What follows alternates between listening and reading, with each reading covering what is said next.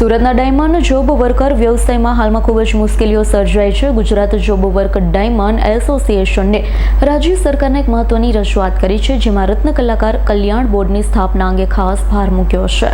Surat diamond job work વ્યવસાયમાં હાલમાં ખૂબ જ મુશ્કેલીઓ સર્જાઈ છે. ગુજરાત જોબ વર્ક ડાયમંડ એસોસિએશનને રાજ્ય સરકારે એક નવી મહત્વની ભૂમિકા રજૂ કરી છે, જેમાં રત્ન કલાકાર કલ્યાણ બોર્ડની સ્થાપના અંગે ખાસ ભાર મૂક્યો છે.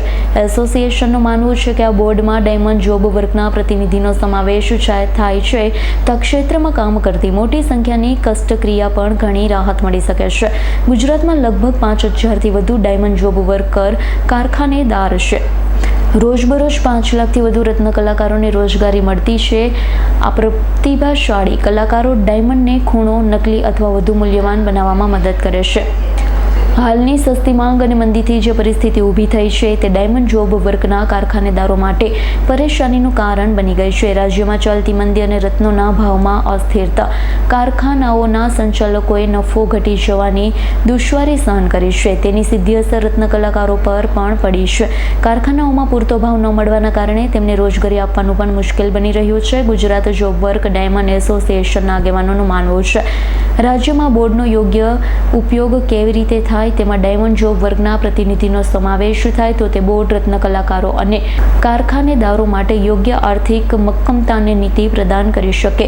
જોબ વર્ક કારખાનાઓની સ્થિતિ સુધરી તો એ આપમેળે રત્ન કલાકારોની રોજગારી અને આવકમાં પણ વધારો લાવશે. સકારાત્મક પડકારનો સકારાત્મક ઉકેલ જે માત્ર ડાયમંડ સંલગ્ન ઉદ્યોગ માટે નહીં પરંતુ ગુજરાતની આર્થિક વૃદ્ધિ માટે પણ મહત્વપૂર્ણ છે. આપનો પરિચય? મારું નામ Rakeshbhai Kiritbhai Ghetiya, Gujarat job work diamond association પ્રમુખ. શું રજૂઆત એને અત્યારે આવે છે? અમે રત્ન કલ્યાણ બોર્ડની જે સ્થાપના કરવામાં આવી છે એમાં આજે 5000થી વધુ જોબ વર્કથી કારખાના ચાલે છે ને 5 લાખથી વધુ કારીગરો પણ છે. અને જોબ વર્ક કરતા કારખાનામાં ઝાઝા ભાગે રત્ન કલાકારોને શીખવાડવામાં આવે છે ફ્રી ઓફ ચાર્જમાં. તો આજે એ પણ એનો ઘટાડો થયો છે, કેમ કે કારીગરને એનું પૂરતું વેતન નથી મળતું. તો આ રીતના ચાલતું રહેશે તો કોઈ કારીગર જ નહીં હોય. તો કારીગર નહીં હોય તો કારખાનાનો જે ઉદ્યોગ છે એ ભાંગી જશે. જેમ કે એક વૃક્ષ છે એનું એક ઉદાહરણ તરીકે કહી શકીએ કે મૂળિયા હે કારીગર હે, સ્થળ હે એ કારખાનેદાર હે, ડાળી હે વેપારી અને પાંદડા હે એ કસ્ટમર હે. તો થળ જ નહીં રહે તો બધાય સુકાઈ જશે.